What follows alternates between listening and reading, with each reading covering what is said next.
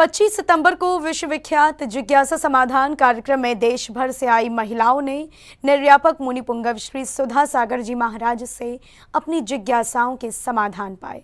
29वें राष्ट्रीय महिला अधिवेशन में सम्मिलित होने आई और गुरुवर के मुखारविंद से अपनी भक्ति की भावना भाई।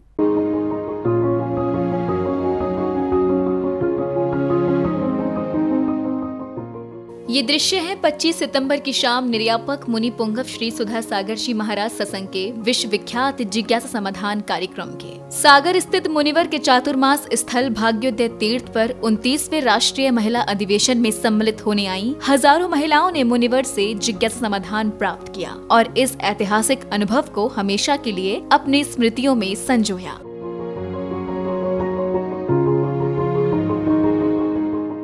जिज्ञासा समाधान के क्रम में सर्वप्रथम राष्ट्रीय संयोजिका श्रीमती ऋचा जैन ने कोलकाता में महिला डॉक्टर के साथ हुए रेप और हत्या के मुद्दे का उदाहरण देते हुए महिलाओं की सुरक्षा से संबंधित प्रश्न किया। हम डॉक्टर प्रोफेशन बिलोंग करते हैं, पर ऐसे ही एक डॉक्टर मोमित देवनाथ कोलकाता वाली, जिनके साथ पूरे आज लगभग काफी समय हो गया गुरुदेव, उनका उसके ऊपर रेप हुआ। रेप होने के बाद उसके टुकड़े किए और टुकड़े करने के बाद भी उसको न्याय अभी तक नहीं मिला।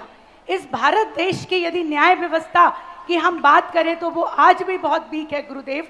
तो आप हमें मार्गदर्शन करें कि इतनी सारी महिलाएं आज यहाँ हैं, ये अपने आप को सुरक्षित कैसे महसूस करें। मुनिवर ने इस प्रश्न का उत्तर देते हुए कहा कि सुरक्षित नहीं हो सकता, बस सावधानी बरती जा सकती है और कानून व्यवस्था देखनी होगी कि मजबूर तो नहीं। तो सुरक्षित तो कुछ हो नहीं सकता, बस सावधानी बरती जा सकती है। और सावधानी का यही है कि आज जो कानून व्यवस्था डगमगा रही है, वो कानून व्यवस्था देखना पड़ेगा कहीं मजबूर तो नहीं हो रही है। कानून दो प्रकार के हो गए आज। एक कानून वो था जो कानून ये खोजता था कि कहीं ऐसा तो नहीं है कि जो मरा हो वो अपराधी हो, इसलिए कानून टाइम लेता है। तो कानून में जो सबसे बड़ा पॉइंट डला है, क्यों आपने सजा दी है, क्योंकि उसने क्यों मारा है। तो ये जो बात के कारण से ये समय लगता है। यदि इसके लिए समय लग रहा है कि क्यों मारा गया, तो फिर विचारणीय बात है। और कभी कभी दबाव में, मजबूरी में, कोई प्रभावकारी नेताओं के दबाव में कोई आ रहा है, तो उस समय इस प्रकार के आंदोलन उठाए जा सकते हैं। क्योंकि आजकल अदालतों पर दबाव और प्रभाव ज़्यादा पड़ रहा है। धन का दबाव भी है और प्रभाव का दबाव भी है। अब इससे हम जितना बच सकते हैं बचना चाहिए। आगे राष्ट्रीय महामंत्री श्रीमती इंदु गांधी ने मुनिवर से प्रश्न किया कि धर्म प्रभावना क्षेत्र में इतने आगे रहने के बाद भी महिलाओं का सम्मान उपेक्षित क्यों है। में जब भी धर्म प्रभावना की जगह आती है तो महिलाएं सबसे अग्रिम पंक्ति में होती हैं, चाहे वो धर्म का हो, सामाजिक कार्यक्रम करें। इसके बाद भी उन्हें समाज में वो दर्जा नहीं मिल पाता या सम्मान नहीं मिल पाता जिसकी वह हकदार हैं। तो इसका क्या कारण है? या महिला खुद जिम्मेदार है या कुछ और? आप शंका का समाधान करें। इस प्रश्न के लिए मुनिवर ने कहा कि इसके बहुत से कारण हो सकते हैं। समाज की मर्यादा बनाए रखने के लिए ये एक नीति तय की गई है। कुछ परिस्थितियां ऐसी हैं कि वो आगे काम करते हुए भी हम उनको उतना स्थान नहीं दे पाते। उसका कारण कोई है, क्योंकि एक मर्यादा होती है और उस मर्यादा को ध्यान में रखते हुए व्यक्ति को विचार करना पड़ता है। तो अब कई बार तो मर्यादा के कारण नहीं होता, कई बार ईर्षा भाव आदि कारण नहीं होता, कसाय भाव के कारण नहीं होता। तो कसाय भाव के कारण नहीं होना तो गलत है, लेकिन कई बार इतनी मर्यादा होती है कि उतना उसका कार्य है, लेकिन हम उसको उतना बड़ा दर्जा नहीं दे सकते। बेटा कितना भी बड़ा कार्य करे, पिता उसका पैर नहीं छू सकता। बेटा कितना भी बड़ा कार्य करे, बेटे को अपने से ऊपर नहीं किया जा सकता। बेटा कितना भी कार्य करे, फिर भी उसकी प्रशंसा, जितना कार्य किया है उससे कम ही करना चाहिए, जिससे उसका विकास बना रहेगा।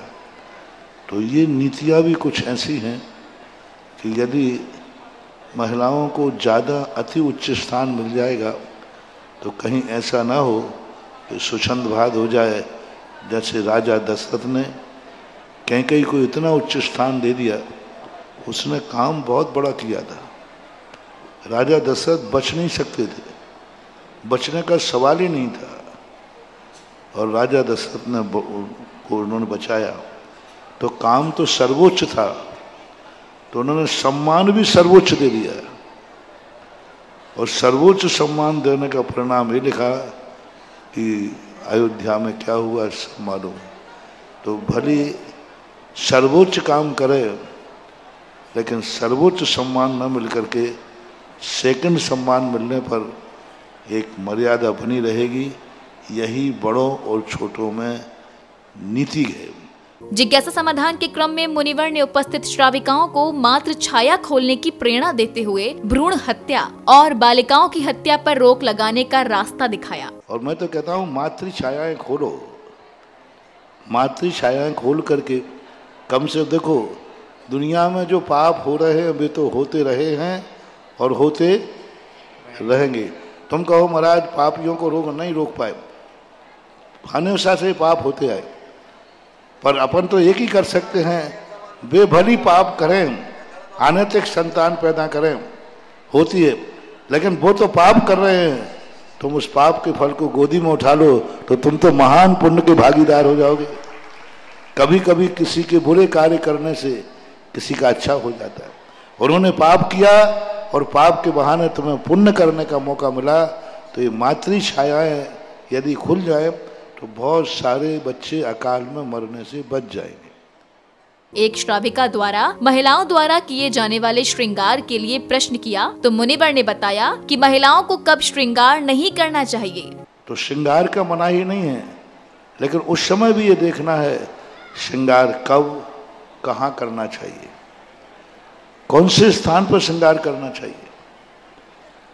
हमारे शास्त्रों में ये लिखा है, यदि पति विदेश गया है वर्तमान युग में, यदि पति व्यापार विदेश गया है, उस समय नारी अपने घर में रह करके भी श्रृंगार न करे, अपने सिंपल शरीर में रखे, सिंपल से वेशभूषा में रहे, सिंपल श्रृंगार में रहे, क्योंकि उसका पति घर पर नहीं है।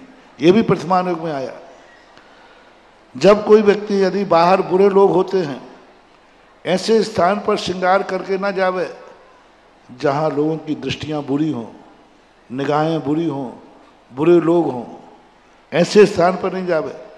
ऐसे मंदिर आदि धार्मिक स्थान पर ना जावे श्रृंगार करके जहाँ पर धर्म की बात है। जिज्ञासा समाधान की वृहद और ज्ञानमयी श्रृंखला के बाद उपस्थित श्रावक श्राविकाओं ने भक्ति भावों से मुनि संघ की आरती उतार अपने कर्मों की निर्जरा की। जैन फोकस के लिए सागर, मध्य प्रदेश से ब्यूरो रिपोर्ट।